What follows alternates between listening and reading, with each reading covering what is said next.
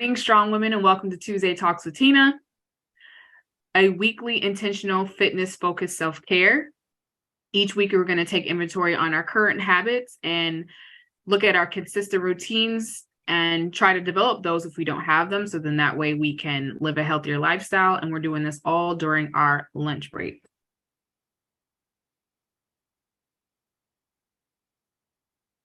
So this week we are on week 18. We're going to be talking about we're breaking down organic and natural terms. So pull out a pen and paper, so then that way you can take notes. And then also, if you have our journal, feel free to use that as well.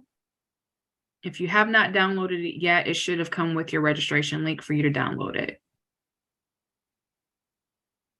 So I am your host, Teena Cathay. I am a business owner, a certified trainer and health coach. I'm currently serving in the Air National Guard, and I am a huge advocate for women finding balance.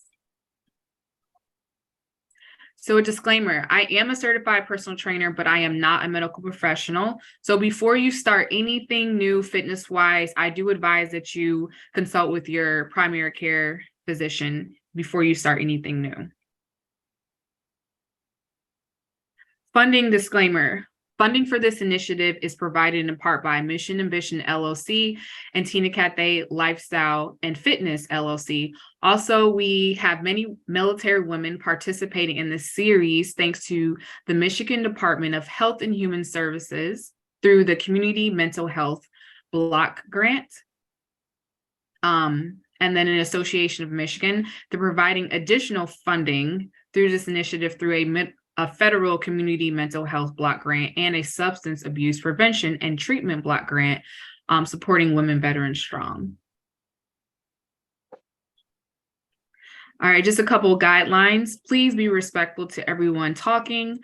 If you need to mute yourself while someone's talking, mute yourself, and then no selling or soliciting, and then please no judging anyone and yourself included. So what did we talk about last week? Last week, we talked about being unapologetic about protecting your peace. So then that was spending less time with toxic people that you might have in your life. They could be coworkers, which sometimes you can and cannot avoid that. Family members and maybe friends. We talked about how stress can hinder your fitness goals. And then we also talked about breathing and meditation exercises, and we did the 4-7-8 breathing meditation together. So that was really nice. All right, let's get into it. We got lesson part 1. We're going to talk about, what does organic mean?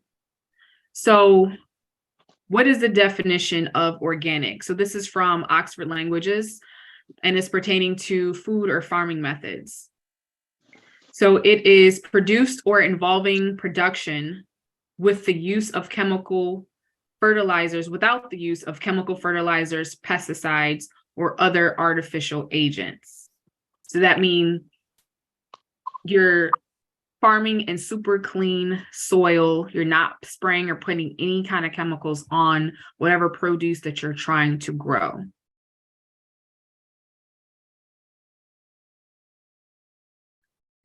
All right, so according to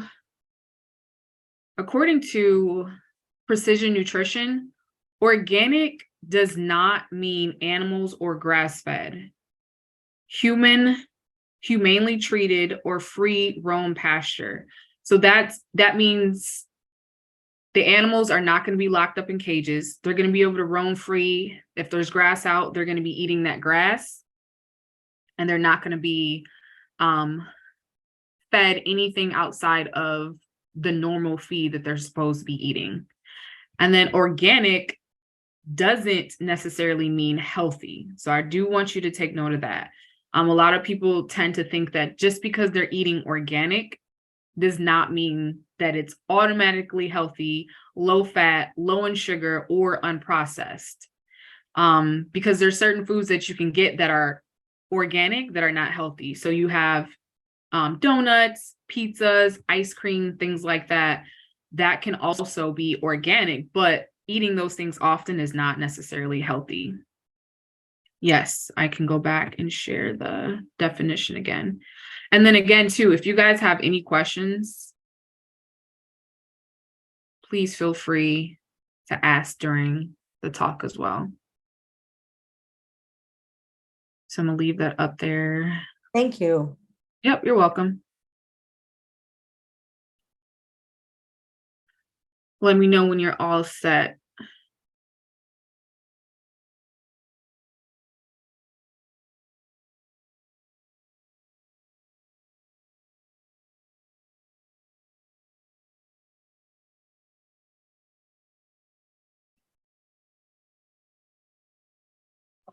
All set. All set? All righty. My enter button does not want to work on times. All right, so we went past that one. All right, so we're going to get into organic labels. So these are labels that you are wording that you might see on like the front of a package of something, or maybe if you flip it around and look at the nutrition label, it might be on the back of that. But most of the time you'll see this on the front of a package. So sometimes you'll see 100% organic. So this is what that means. These are kind of like the breakdown of what these wordings are. So if it says 100% organic, that means this product must contain 100% organic ingredients. So every single thing, if you flip the package over on the back of it, it'll give you the list of ingredients. It'll be in real fine print. So make sure you bring your glasses so that way you can see it and read it. Everything in there has to be organic. So that definition that we just seen prior to this slide, it must pertain and contain all of those rules and regulations of being organic. So then we go down to just the term organic by itself. It's at least 95% of ingredients are organically produced. That doesn't mean every single ingredient, at least 95% of it. So some of the things in there might not be organic at all. And then lastly, you have made with organic ingredients. So this means the ingredients in this product has at least 70% organic ingredients. The remaining 30% must come from the USDA's approved list.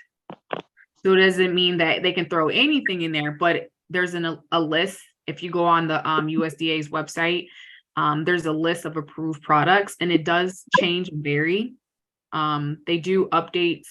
I'm not sure how often they do the updates, but sometimes they take things off the list. Sometimes they add things to that list.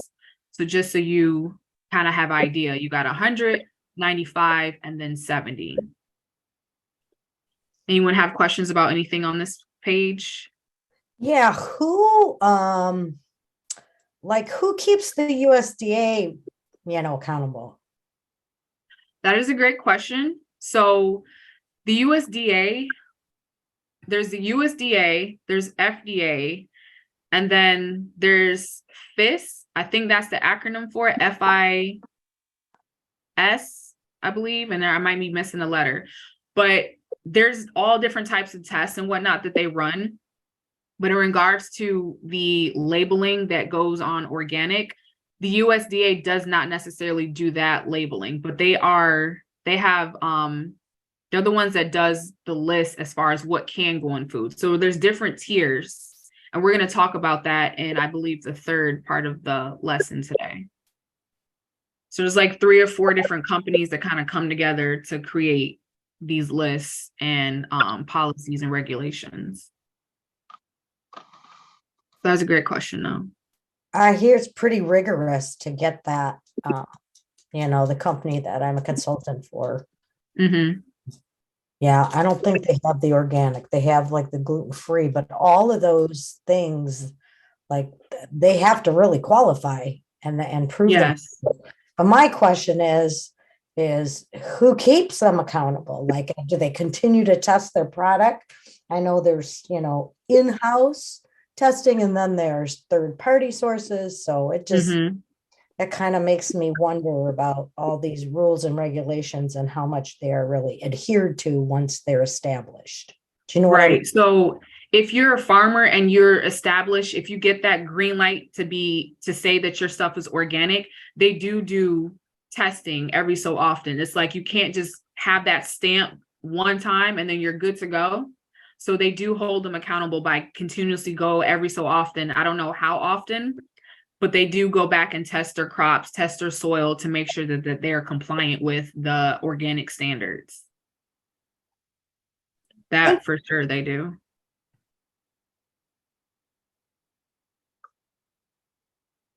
So here is EWG's 2023 list.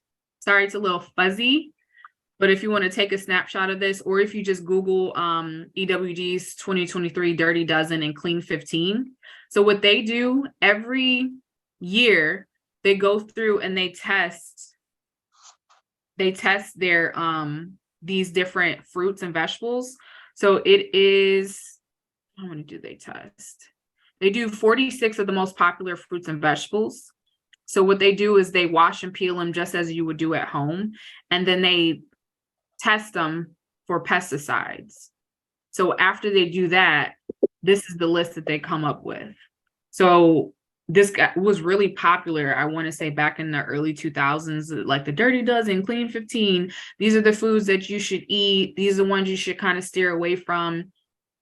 So these would be the cleanest products if you have the Clean 15. That doesn't mean they're 100% organic. That doesn't mean they're 100% clean. That just means they're the cleanest. So the Clean 15, these are notice that these are the produce that have like an harder outer shell or husk that needs to be removed prior to eating.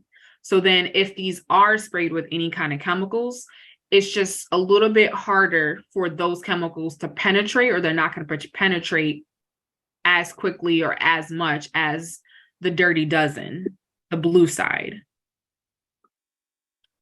Because like the strawberries, the spinach, there's no outer shells to any of these items. So in that way, they're going to be a little dirtier. And that's not to say that you should not eat these. It's best to eat fruits and vegetables versus avoiding them because they're quote unquote dirty. Also, I've been advised too, when you can't get organic or whatever, like I love blueberries. Mm-hmm. So it's been recommended to me to like soak them in a bowl of water with a quarter cup of vinegar. And Yes. I mean, I don't know how much the pesticides actually penetrate the fruit or, or the vegetables, but I mean, if they're on the surface, it's totally different than actually being in the seed that's planted, Yes. and it's just throughout. So I've always kind of wondered about that. Yes, I would advise that you wash your fruits and vegetables, even your eggs, just like rinse them off. So I always wash my produce, and I'll either do the vinegar, apple cider vinegar, or I'll do baking soda. So I like baking soda better. So if you do like a colander and do like a bowl underneath and like have your water sitting in there, and so I'll put it in the bowl and kind of like swish it around, depending on the fruit or vegetable, I'll leave it in there for like 15, 20 minutes. And then if you lift that colander up and you look at that water underneath, it is extremely dirty. And you can see the dirt and grime at the bottom too. It's pretty interesting because you'd be like, man, this stuff is dirty, but then it's kind of gross. You're like, if you're not washing it, then essentially you're eating that grime and dirt and whatnot. So if you haven't started washing, wash it. I never heard of the baking soda one. I'm going to try that next. Thank you. Yes, I like the baking soda one. Christina, I have switched to frozen fruit instead of the actual fruit.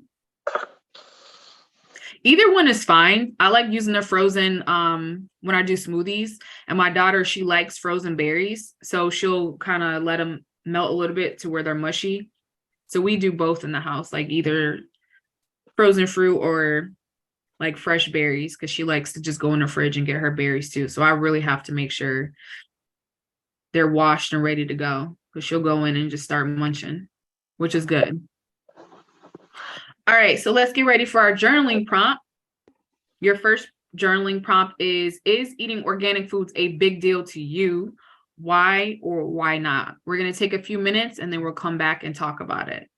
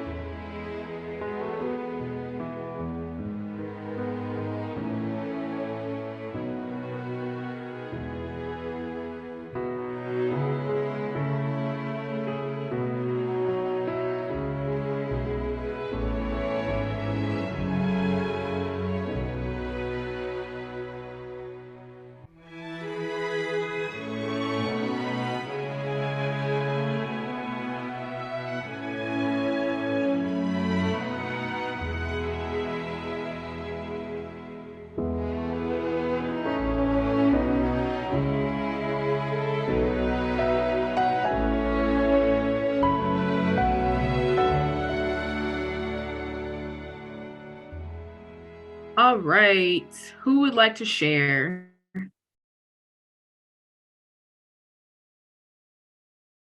I'll go. Okay, go ahead. I said, organic really does not matter to me as long as the nutritional content fits what's good for me. Because I notice a lot of that low calorie or low fat. I don't know if I'm saying, diet, like that diet pop. Everybody was so onto that diet pop. I don't know when it came out, but it's so high in calories compared to regular pop. Yeah. Awesome. Yes. Thank you for sharing. That definitely is the key. It's like what works best for you. Would anyone else like to share their thoughts? Yes, can you hear me? Yes. Okay. No, I pulled out my EWG dirty and clean list that I had. Mhm. This one's dated 2016. So this was a few years after I started getting into, health and wellness and stuff, more intense and studying it. Yeah, it's kind of interesting. A lot of the things are the same, but there are some different ones that, aren't on here. There's 12 dirty. What do we have on your list? I'm trying to compare. Sometimes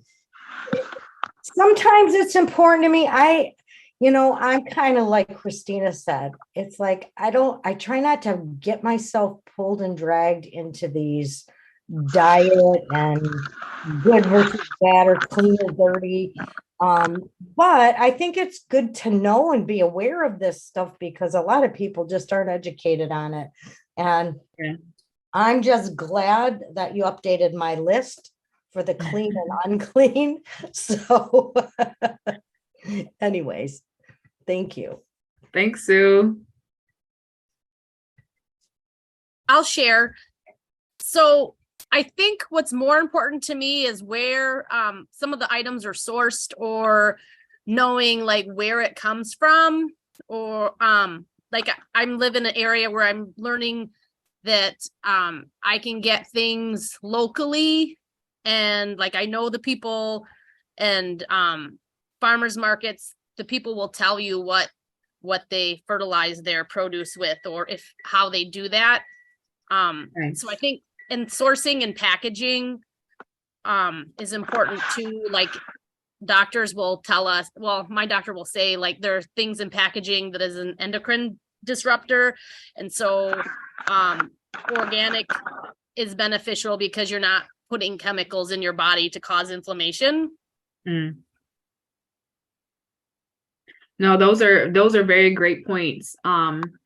Definitely farmers market is the way to go to if you are close and if you're able to. So thank you for sharing that. Appreciate it. Do you remember what those stores are called? Because you can actually like become a member, but it's not a member. There's a It's term. a co-op. Co-op. Thank you very much, Christina. Yeah, I've been in those and it's very informative on what they use and why. So thanks for Yes. mentioning that. Perfect. Awesome. Thanks for sharing, ladies. So we are going to go on to the second part of our lesson. So we talked about the organic side of it. So let's get into the natural side of it, because that's another term that you see thrown around a lot, and that can get really misconstrued. So what does natural mean? Some people think the term natural means that the food is healthy and free from pesticides, sludge, or chemicals, but there is not a certified definition of the word natural in regards to food nutrition labels. So I just want to throw that out there. And then according to the USDA, the term natural is a product containing no artificial ingredient or added color and is only minimally processed.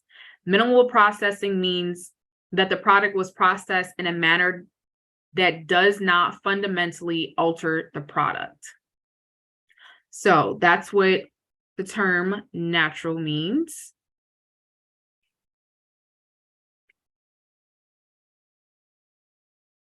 So the FDA considers natural to mean that nothing artificial or synthetic has been put into a food that wouldn't be expected to be there. So it's worth noting that this FDA policy on natural only covers part of the picture.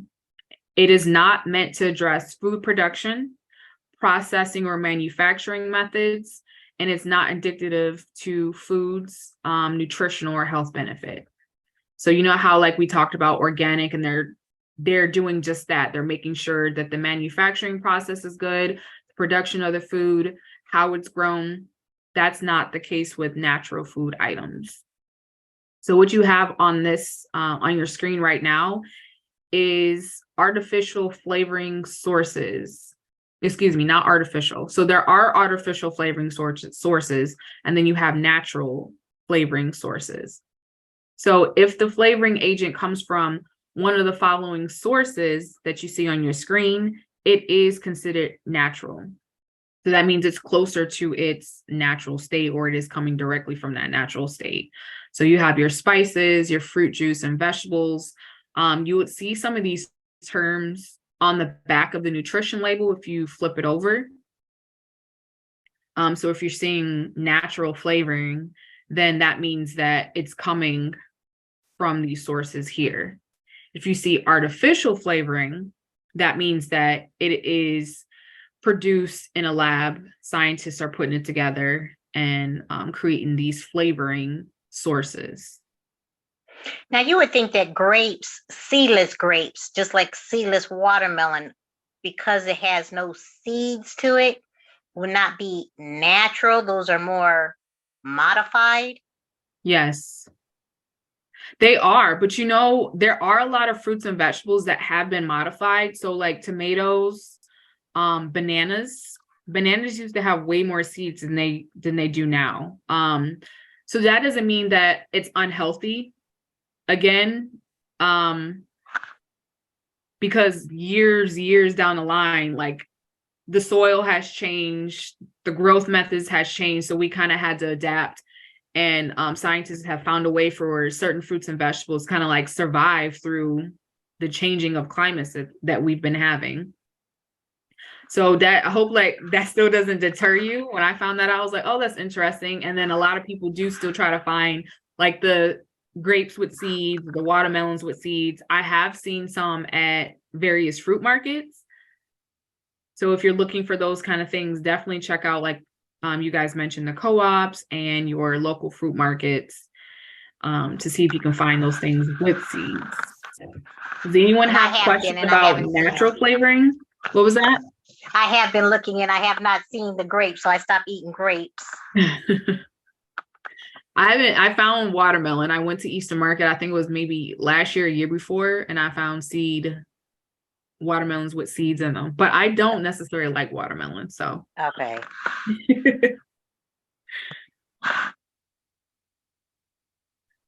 All right, let's get into our second journaling prompt. Do you think One eating... more question. Oh, no, go ahead. About the natural ingredients, because my nutritionist wants me to include more fermented foods in my diet. And are you going to be going into like the different flavoring sources? I am not. Okay. So is your question about like the fermentation?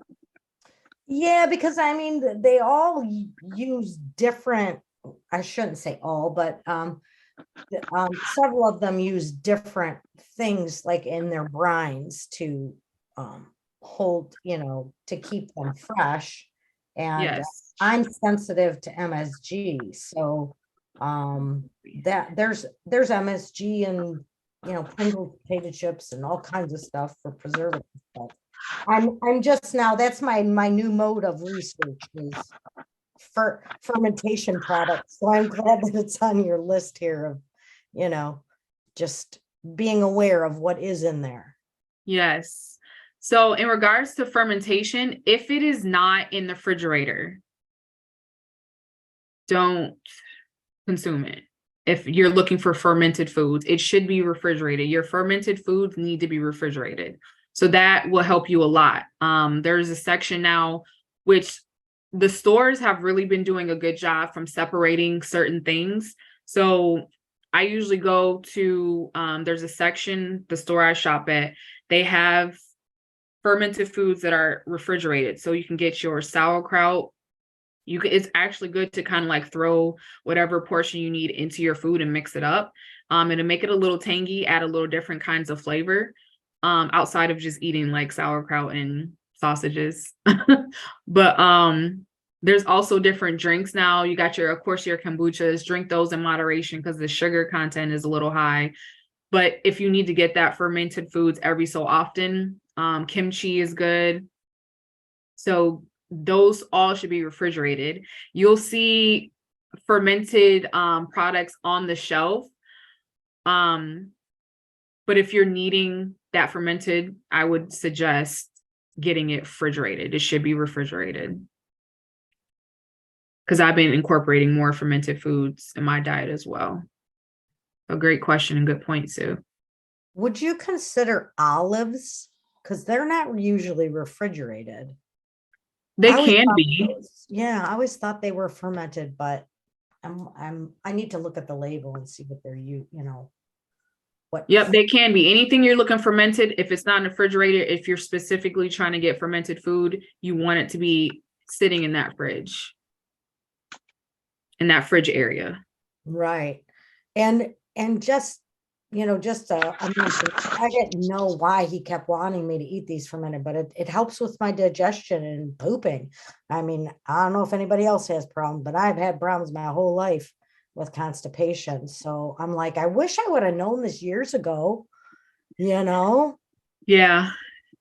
I mean, now, you only know what you know. You can only do as good as far as your nutritional, habits and routines, the more you learn. So as long as you know it, you learned it, you tried it out. If it works for you, good. If not, you just kind of tweak it as you go. But yeah, I'd really never learned about fermented foods growing up. I used to eat sauerkraut growing up, but I never knew that it was like fermented and knew what that meant and that it mattered for your gut health. So we're going to get into our second journal prompt. Do you think eating organic foods will help improve your health? Why or why not? We're going to take 2 minutes, get into that, and then we'll come back and share.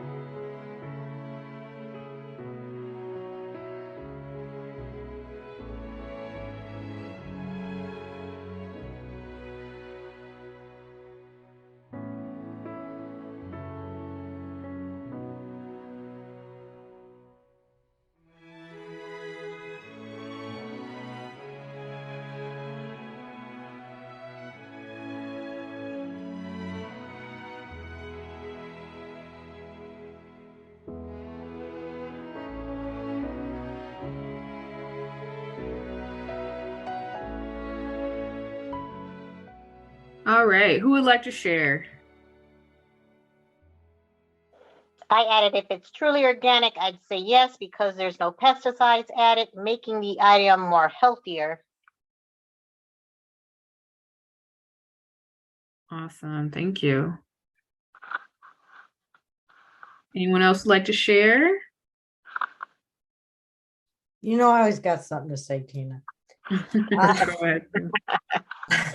I just said yes because many processed foods have preservatives in them that cause inflammation in me, including MSGs and gluten. I always thought I was allergic to gluten, but I've wondered through the last 10 years that I've been gluten-free, whether I'm actually allergic to the gluten or the pesticides that are used in the seeds and in the growing of the wheat, barley, or rye. So anyways, thank you. Thanks, Sue. Christina? I think anything that makes you more conscious of looking at labeling or makes you feel like you're looking for something better is going to help you. Whatever that is. Like it might help you eliminate a whole cart of food that you really don't need. So, Yes. I agree. I feel like at the end of the day, it's about being more self-aware versus just putting whatever into your body and not knowing. If you know, and then you're still like, it might take you a second to kind of like decide whether you want to consume it or not, and you still consume it, that's absolutely fine. It's not about having that education, knowing, okay, this food isn't organic, and stopping eating all non-organic foods, because that would drive you crazy. And then that's actually an eating disorder that can develop from doing things like that. So food is food at the end of the day. If there are medical reasons or health reasons or autoimmune reasons that you need to eat certain organic foods, that's absolutely fine as well. So good stuff, ladies. Let's get into our last and final lesson. So part 3, who determines the food labels? Who is doing this? Who does the regulation? Who does these labels? And it is the FDA. So this organization in the United States that makes sure that our food is safe to eat, and it is the FDA, or for short, but their long name is Food and Drug Administration. So the FDA and Drug Administration is responsible for protecting the public health by ensuring the safety, efficacy, and security of human and veterinary drugs, biological products, and medical devices, and by ensuring the safety of our nation's food supply, cosmetics, and products that emit radiation. So they do a lot of regulating and whatnot. So the FDA does the food labeling, they keep track of that, and the USDA has inspectors that go out to inspect the companies and the farmers and make sure that they're complying with the regulations.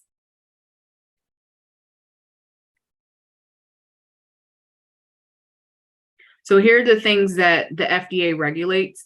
They regulate the dietary supplements, bottled waters, food additives, infant formulas, and things of that nature.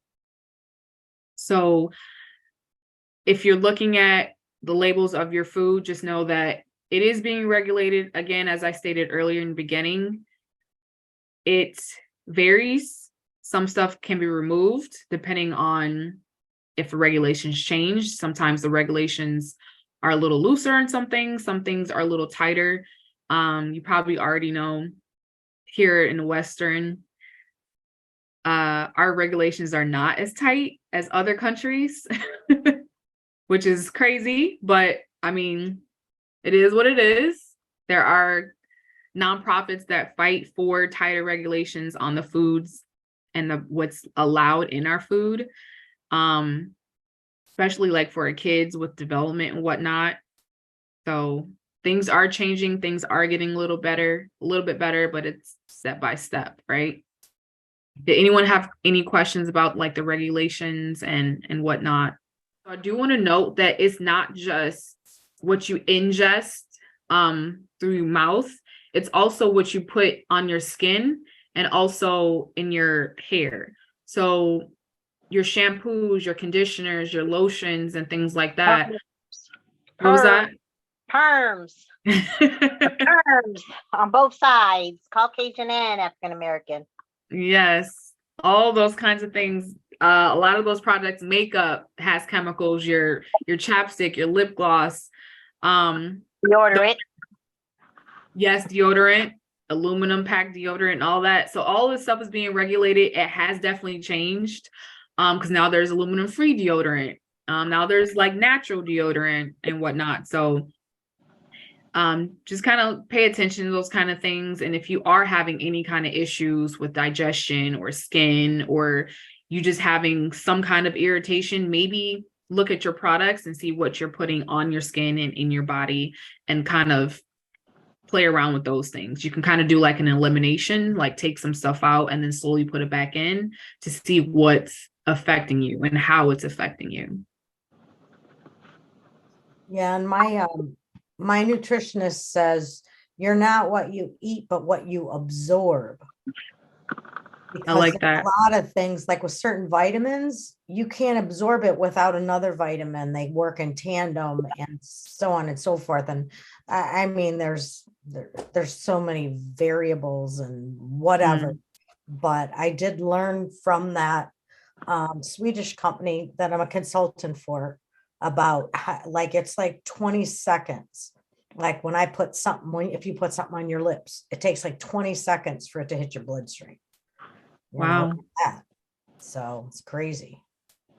And what I realized 10 years ago was that I was I had very dry skin all the time, and I was using these products, namely Curel and Jergens, and, you know, your everyday big corporate, you know, people that make this stuff. It's made out of motor oil. You know, when it says petroleum, if you think about the word petroleum, if it says petroleum, it's actually clogging your pores and stopping you. So my body could not heal itself because it couldn't release the toxins through my pores. Yep. Blocking that natural sebum. Yeah. I just lost my train of thought because that was a great point. So they do allow certain stuff like that. It's a certain percent. So if you go into like the regulation, there's certain things that are allowed in your food. I'm not going to go there. You can definitely look that up because I don't want to gross anyone out. But if you look at the regulations, there's certain things that you're like, why would I want to eat that or put that on my body? But there's certain percents of certain things that are allowed in our food and in our skincare products and whatnot. So that's a food for thought. Just think about that. All right, ladies, let's get into our last and final journal prompt. How will this information change your shopping or eating habits? So let's take a few minutes to just think about that, and then we'll come back and share.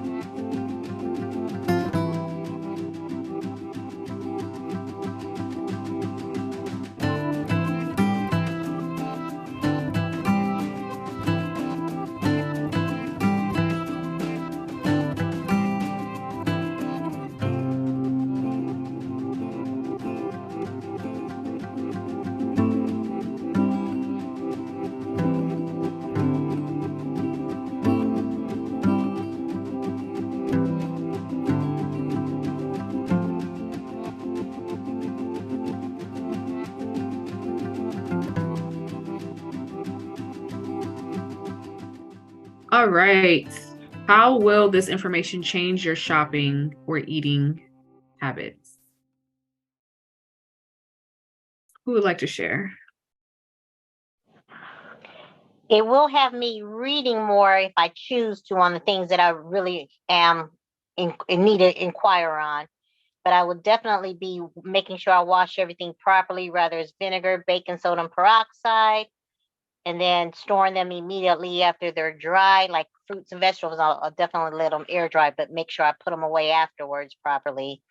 And then it also goes, I remember when I was staying at a friend's house, his mom who was a nurse, and she's a Jamaican. She used to wipe everything off with a damp paper towel before putting it away, including the container. So I'll definitely be going and doing that now.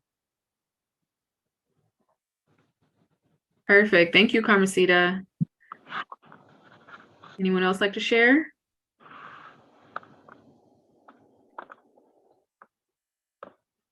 Okay. Becoming more aware of what I put in and out in or on my body helps me shop smarter and have more healthy alternatives in the house to choose from. And I agree with what Carmesita said. I had a question though.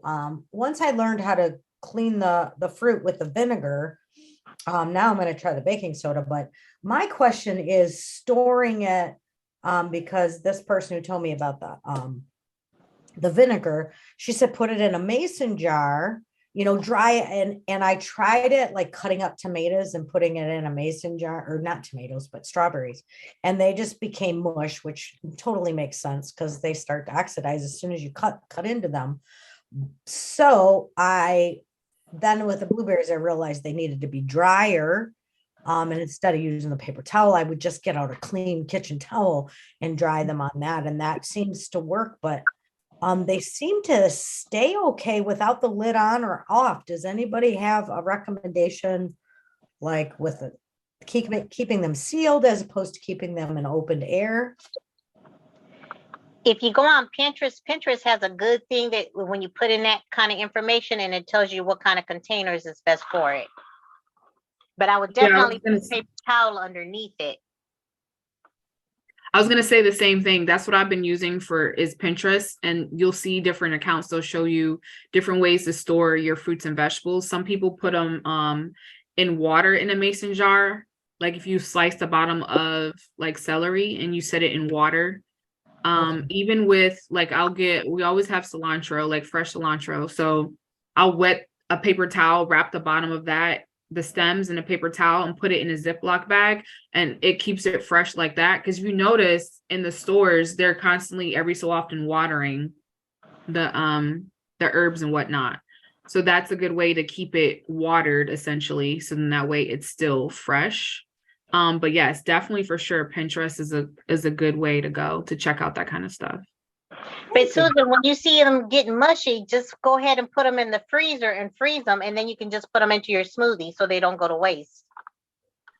Yes, good one, Carmesita. I do that too, because sometimes stuff doesn't get eaten. Pop it in the freezer. Amen. And my husband was saying something what Christina Potts was saying in the chat about, switching to frozen fruits, and she asked a question about frozen vegetables. I had also heard that the nutritious content is contained with frozen as opposed to canned, which I think we kind of knew, but yeah. I wasn't exactly sure what Christina was asking about the frozen vegetables. Are they? So real quick, and then I'm gonna let Christina say what she needs to say. But here's how I look at it: fresh, frozen, canned, in that order. So if you can get fresh, frozen. And I'm not saying none of them are healthy. They're all healthy. If that's how you need to get your fruits and vegetables in, get that in.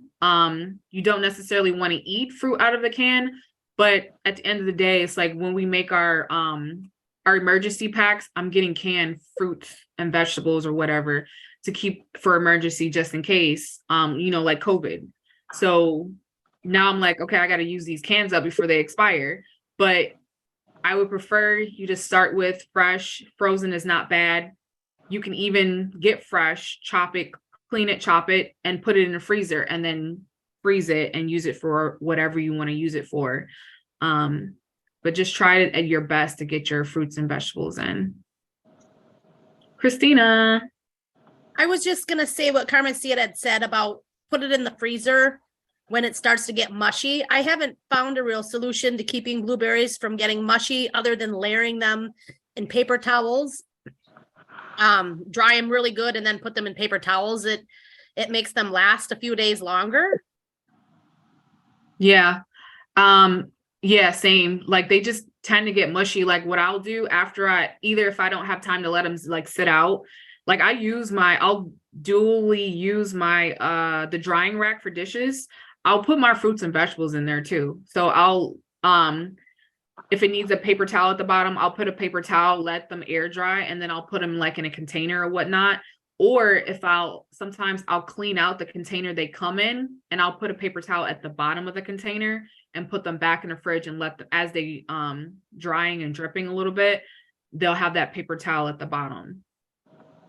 So it's been trial and error for me too, Christina, with these blueberries and fruit and whatnot. Thank you, ladies. Yeah, because I mean, you don't want mold like, ugh, but you do want to have a little moisture. So thank you. Yeah. Well, thank you all for sharing, ladies. Great job today. We're going to get into our word of the week. This week, our word is capable, means having the ability, fitness, or quality necessary to do or achieve a specified thing. And you all are capable to achieve whatever aspiration that you're reaching for. So I want you to go forth this week with that word in mind and know that you are capable. And then our challenge of the week is pick one organic fruit or vegetable and contrast it with the non-organic version. So you can even do that at the store if you need to, or if you want to buy something, take it home and taste it and see if it tastes different to you. Maybe one might be a little sweeter, maybe one's a little bit bitter, or the flavoring might just be a little bit more potent and stronger. So I challenge you to try that this week and do your own little comparison. And then next week, we're going to talk about nutrition mythbusters. There's a lot of myths going around with nutrition. So we're going to talk about those myths, and then you guys share any myths that you've heard, and then we'll discuss that and talk about that. So thank you as always for joining me. I appreciate your time. I will see you all next week at 11:15 a.m. Scan that QR code. It'll give you the link for registration. You can send that to another sister friend, so that way she can join us next week and participate in these good conversations that we're having and sharing ideas and all that good stuff. Have a great week, everyone. Thanks, you too. Appreciate Thanks, you guys. You too. Thank you. Bye for now. Bye. Bye.